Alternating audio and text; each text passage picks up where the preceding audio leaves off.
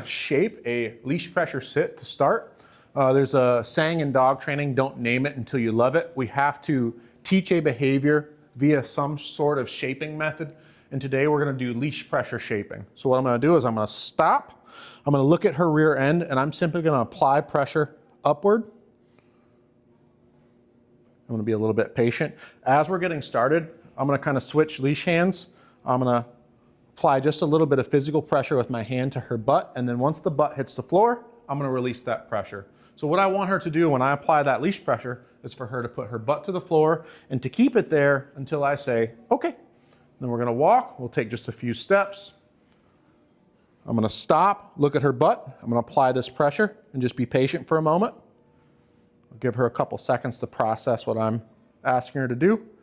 And then because this is the start of it all, once that butt hits the ground, the leash is gonna turn completely off. There needs to be a contrasting difference between the leash being on, which by the way, it is just simply on, no more, no less. The dog's neck isn't outstretched, the paws aren't coming off the ground. I'm just simply turning the leash and the collar pressure on.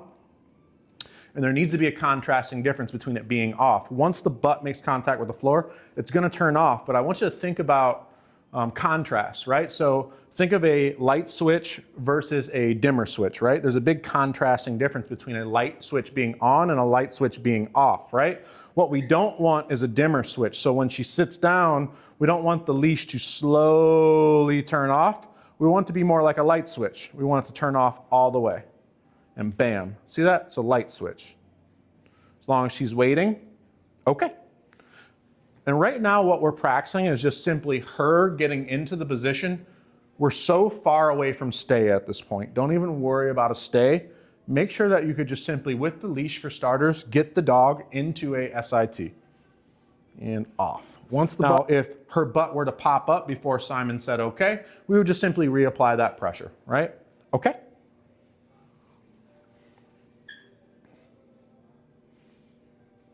Good girl. Very good girl.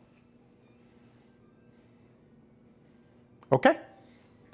Some additional notes that might make it a little bit easier on you. We've chosen the left side to work with her, and that's where we're going to stick. Right? So to have her all over the place, right, left, front, center, back, is going to be a little tough. It's going to be a little chaotic. So definitely pick a side. I recommend the left, whatever, right, if you want to. Okay, nonetheless, pick a side. Stop, look at the butt, apply that pressure. And just be patient. And off. Okay.